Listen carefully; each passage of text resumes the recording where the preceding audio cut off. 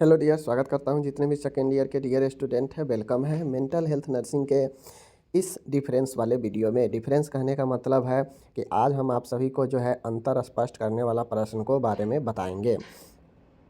तो आप सभी को आज बहुत सारे चीज़ों के बारे में क्लियर भी होगा। यह वीडियो आपके लिए काफ़ी महत्वपूर्ण है क्योंकि आप जो है अंतर के साथ साथ में जो दो टर्म होता है उसके बारे में भी समझ पाएंगे, ठीक है, और एक दूसरे के जो रिलेटेड होता है उसके बारे में अंतर को भी क्लियर कर पाएंगे। तो आज के ये वीडियो काफ़ी शानदार है। वीडियो को अच्छे से देखिएगा, समझिएगा। तो चलिए हम वीडियो को शुरू करते हैं। आपके सामने है डेलेरियम और डेमनेशिया, ठीक है।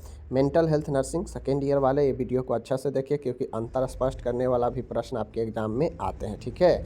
और मैं बता दूं आपको, तो मेरे डियर यहाँ पे आपके सामने में है डिलीरियम और डेमनेशिया। डेलेरियम को अस्थायी मानसिक गड़बड़ी कहते हैं और डेमनेशिया मनोभ्रंश होता है। डेलेरियम को हम लोग सन्निपात भी कहते हैं।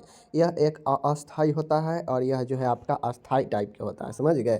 तो चलिए दोनों में हम लोग अंतर स्पष्ट देखते हैं कि आखिर क्या जो है दोनों का, डिलीरियम का और डेमनेशिया में क्या अंतर है, ठीक है। इसका हमला अचानक होता है किसी व्यक्ति पर। डेलेरियम दोनों मानसिक रोग है, ठीक है, और दोनों जो है आपका न्यूरोटिक प्रकार का है, समझ गए, ध्यान में दीजिएगा।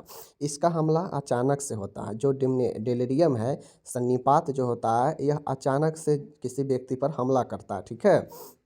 हमला करने का मतलब ये नहीं कि कोई व्यक्ति किसी पर हमला कर दे, ये नहीं।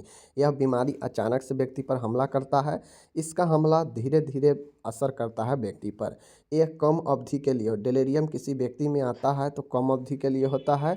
यह धीरे धीरे आता है लेकिन लंबे समय तक रहता है, समझ गए। इसमें सोचने समझने की शक्ति कम हो जाती है, समझ गए।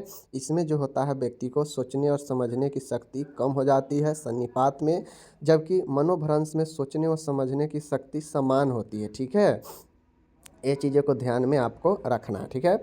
आगे है यहाँ पे आपके लिए भ्रांतियाँ पाई जाती, इसमें जो है हैलुसिनेशन यानी भ्रांतियाँ पाया जाता है। इसमें भ्रांतियाँ नहीं पाई जाती है, ठीक है। इसमें भ्रांतियाँ पाई जाती है, इसमें भ्रांतियाँ नहीं पाई जाती है।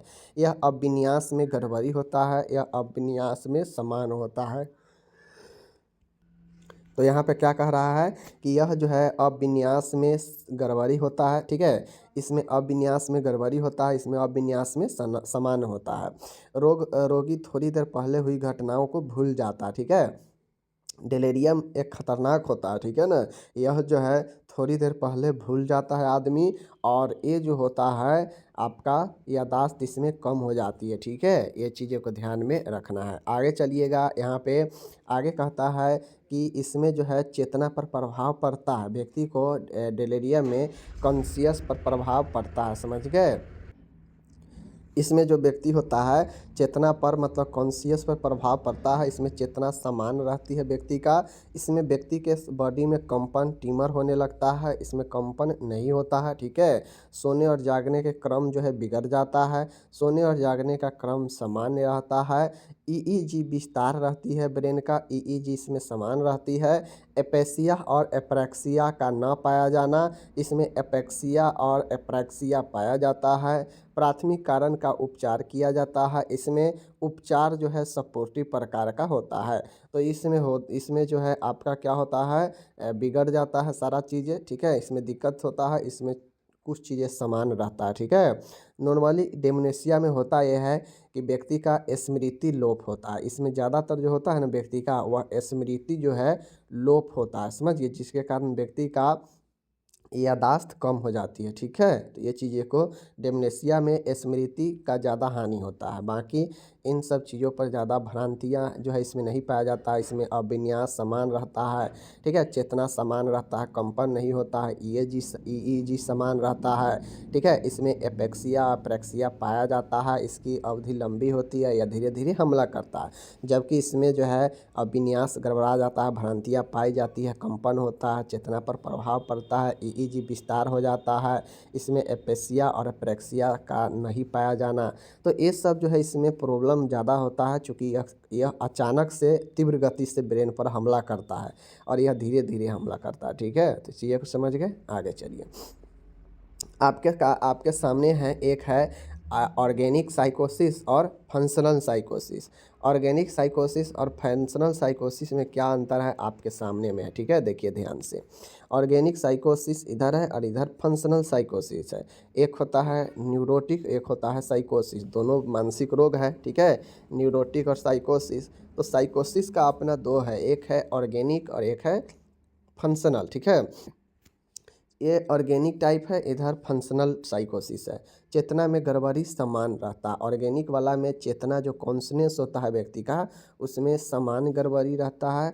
इसमें फंक्शनल में चेतना में बहुत गड़बड़ी आ जाती है, तभी व्यक्ति का जो है काम बिल्कुल प्रभावित हो जाता है, ठीक है। आगे है ज्ञान रोग व मस्तिष्क के तंतुओं की कार्य प्रणाली में बिगाड़ से संबंधित कारकों द्वारा। अब ये जो ऑर्गेनिक साइकोसिस होता है, यह जो होता है आपका, ये मस्तिष्क के प्रॉब्लम के कारण होता है, मस्तिष्क में कोई चोट उट के कारण या मस्तिष्क में कोई दिक्कत के कारण, ठीक है।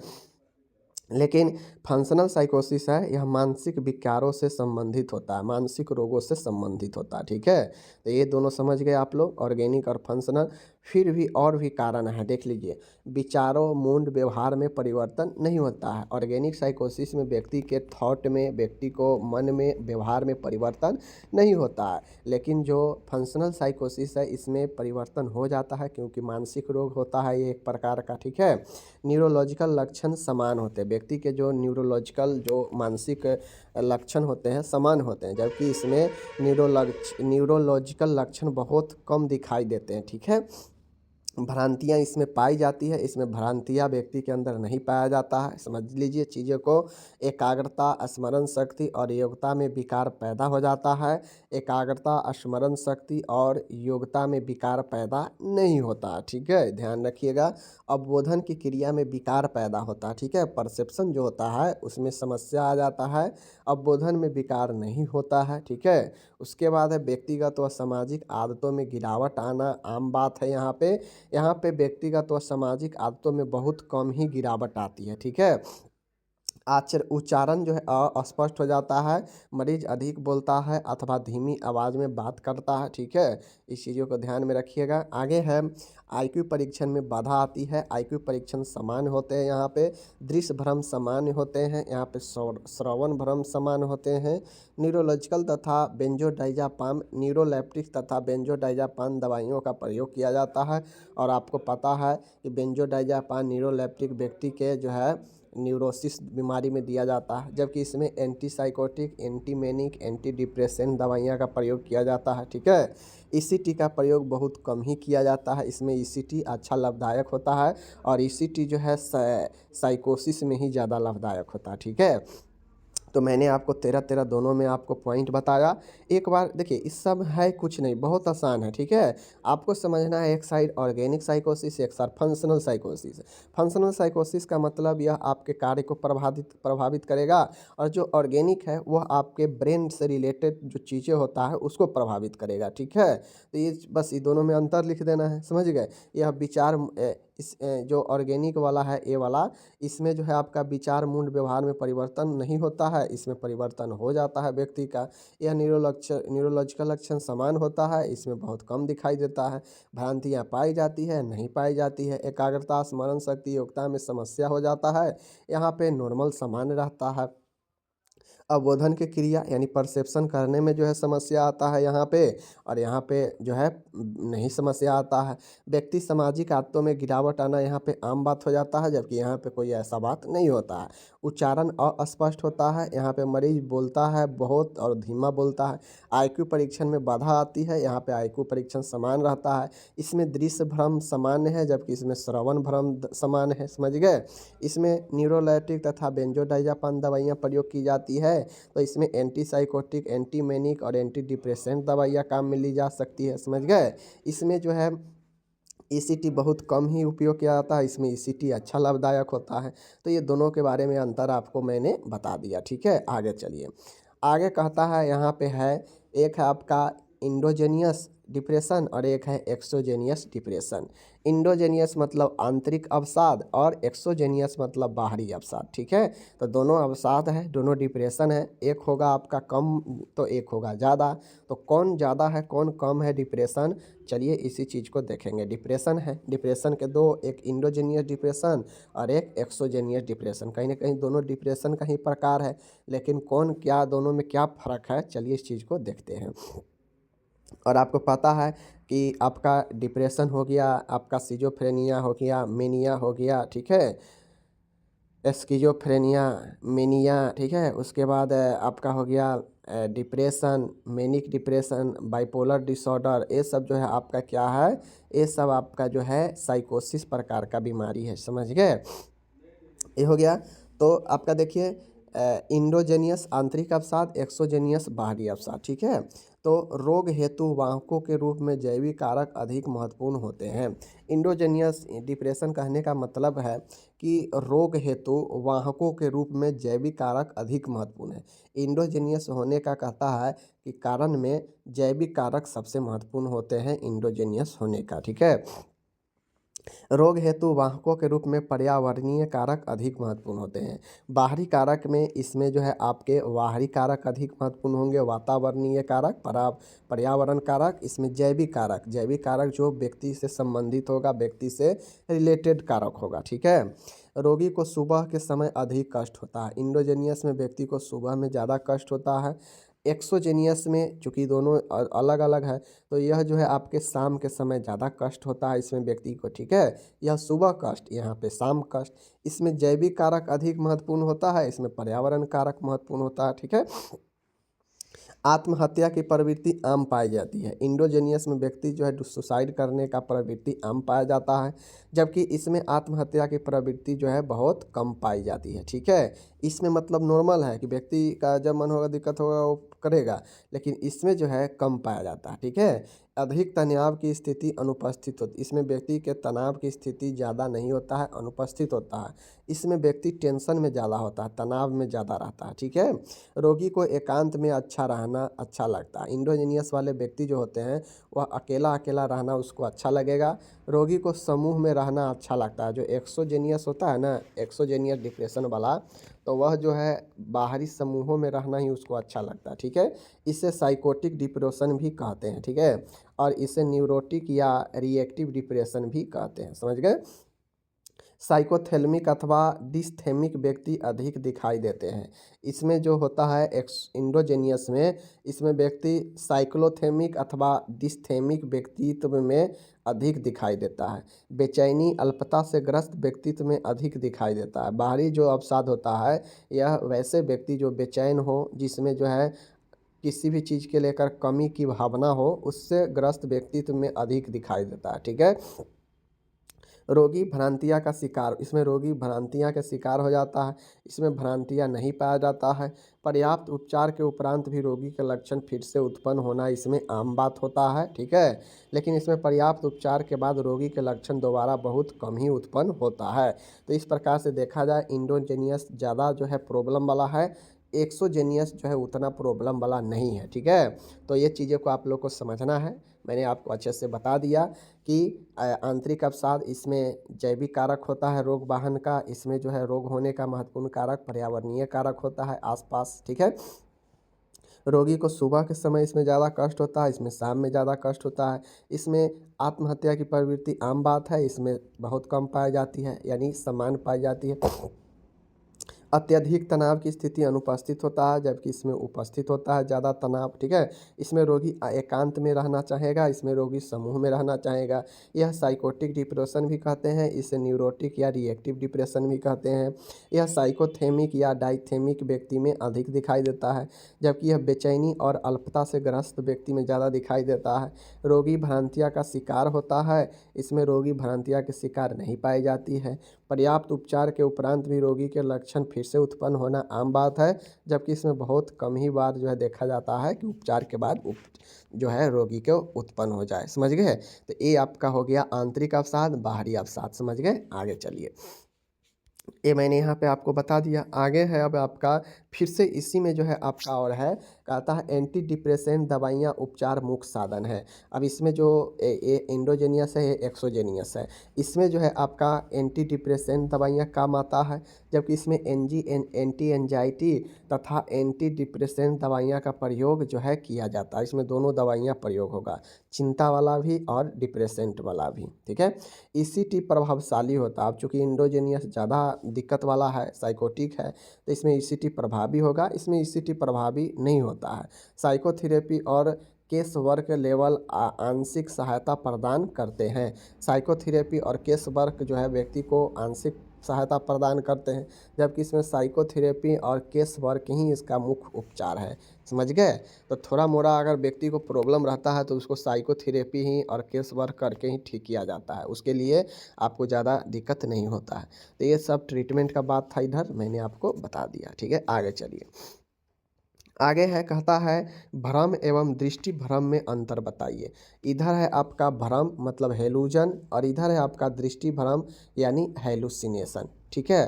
देखिए, डेलूजन है, हेलुसिनेशन को हम लोग भ्रांतियाँ भी कहते हैं। देखिए, भ्रम डेलूजन रोगी का ऐसी झूठी मिथ्या धारणा में दृढ़ विश्वास होता है जिन्हें उनकी सामाजिक पृष्ठभूमि या ज्ञान से दूर नहीं किया जा सकता है। रोगी के ऐसे ज्ञान का आभास करता है जो वास्तव में नहीं होता है। माय डियर, भ्रम कहता है इसमें व्यक्ति को झूठा मिथ्या चीज़ों पर विश्वास होता है, ठीक है।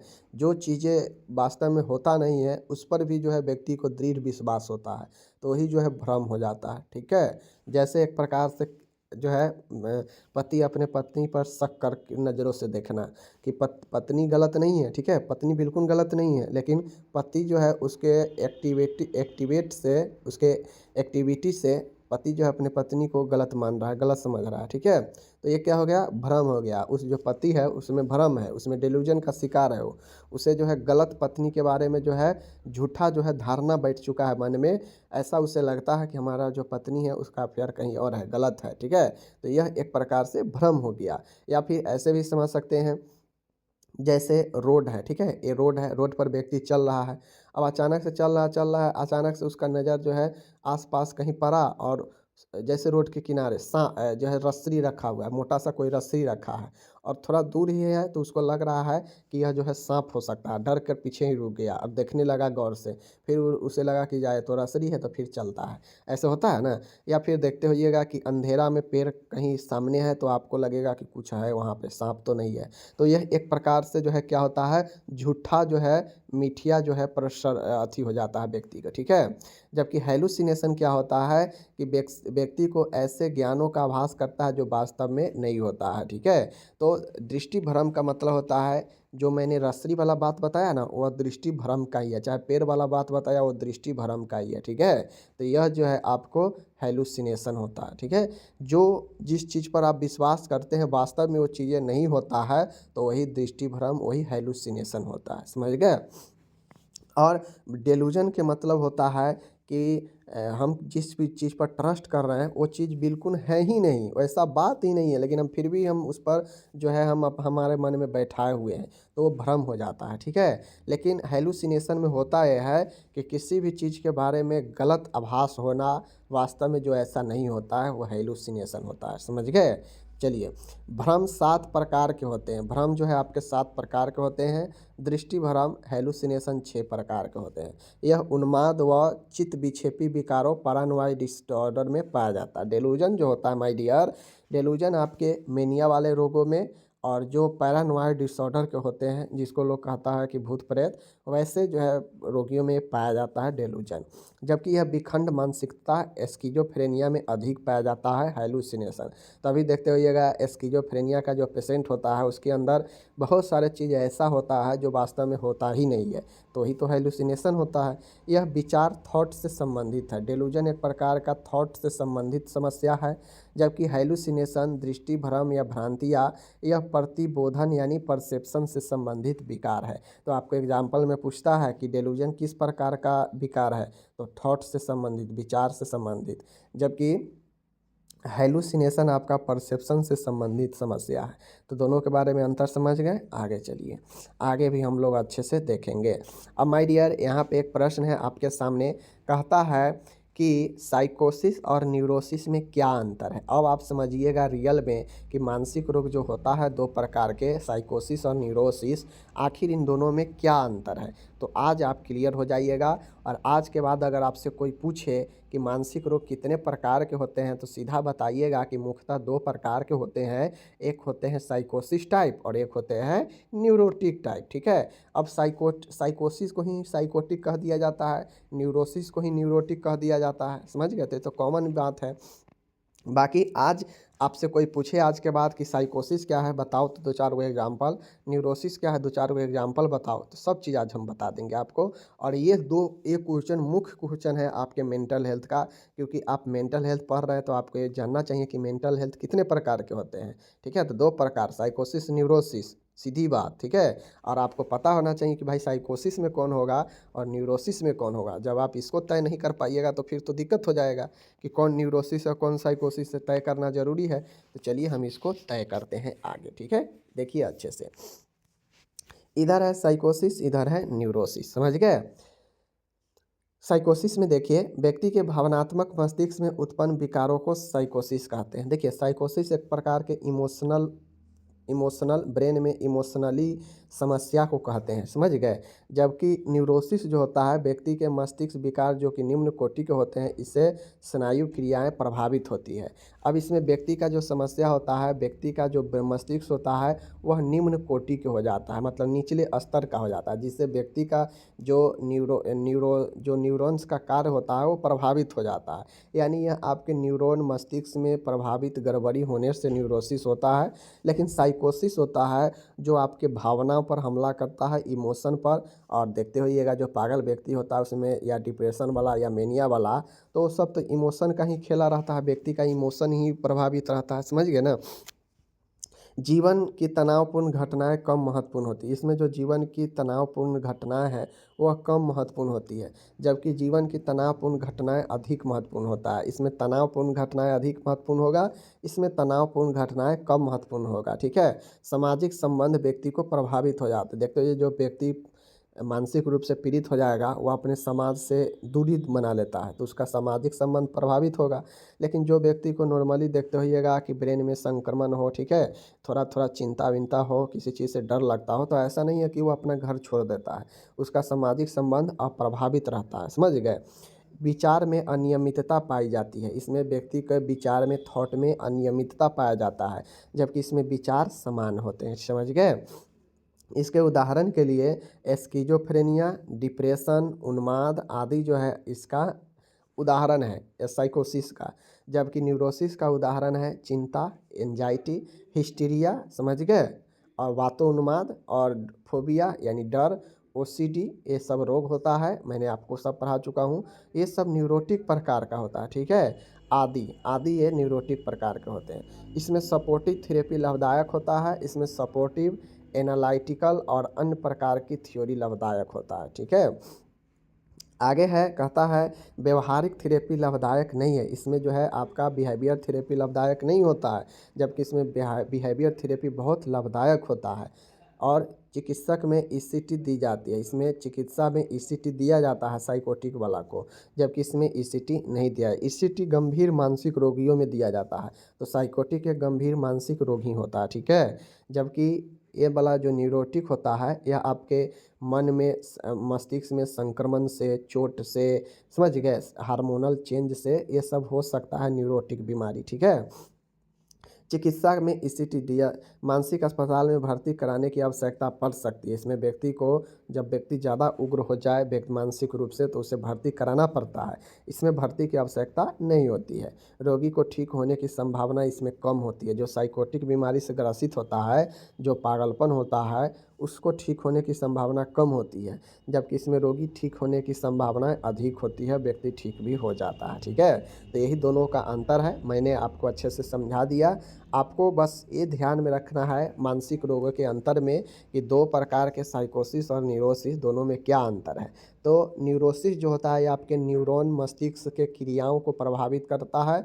जैसे आपका कभी कभी हेडक हो जाता है, समझ गए, ब्रेन में कोई इन्फेक्शन हो गया हो, समझ गए, जैसे मेनिंजाइटिस वगैरह, ब्रेन में चोट लग गया हो या कोई संक्रमण के कारण हुआ हो, तो ये सब न्यूरोसिस करता है, समझ गए। लेकिन साइकोसिस आपके भावनाओं को समस्या उत्पन्न करता है, समझ गए, इमोशन को चोट पहुंचाता है, व्यक्ति का मन, व्यवहार, सब चिंता, विचार, ये सब प्रभावित हो जाता है। ठीक है, तो यही आपका जो है, एक हो गया मनोविकार और एक हो गया स्नायु विकार, दोनों में अंतर बता दिए। ठीक है, तो उम्मीद है आप लोग समझे होंगे। ठीक है ना, बाकी हम मिलते हैं आपसे अलग वीडियो में। और मैंने एक क्वेश्चन जानबूझ के नहीं कराया, वह क्वेश्चन का नाम था जो है मेंटल हेल्थ और मेंटल इलनेस, मतलब मानसिक स्वास्थ्य और मानसिक जो है आपका अस्वास्थ्य। ठीक है, मानसिक अस्वास्थ्य और मानसिक स्वास्थ्य में क्या अंतर है आप लोग को मैं पढ़ा चुका हूँ कि कौन से व्यक्ति का गुण जो है मानसिक स्वास्थ्य का होता है, कौन से व्यक्ति का क्या जो है गुण जो है मानसिक अस्वास्थ्य का होता है। तो दोनों में अंतर आसान बातें हैं, एक तरफ स्वस्थ के लिए लिखना था, एक तरफ अस्वस्थ के, तो उसको आप खुद से कर लीजिएगा, मैं उसके लिए छोड़ दिया हूँ। ठीक है, क्योंकि उसमें आपको फर्स्ट ईयर में भी पढ़े हैं, सेकेंड ईयर में भी पढ़े हैं कि मानसिक रूप से स्वस्थ व्यक्ति के क्या क्या लक्षण होंगे उसमें लिख देना है, और मानसिक रूप से अस्वस्थ व्यक्ति के अंदर क्या क्या होगा उसके इस साइड लिख देना है। ठीक है, तो आप जो उसको कर लीजिएगा। बाकी हम लोग मिलते हैं आपसे अलग वीडियो में। यह बहुत अच्छा वीडियो है, आप लोग इसको देखिएगा तो साइकोसिस, न्यूरोसिस, डिलेरियम, डिमेंशिया दोनों के बारे में समझ में आया होगा, समझ गए ना, इंडोजेनियस, एक्सोजेनियस के बारे में समझ में आया होगा। बाकी चलिए मिलते हैं अगले वीडियो में, आप अपना ख्याल रखिएगा, तब तक के लिए धन्यवाद।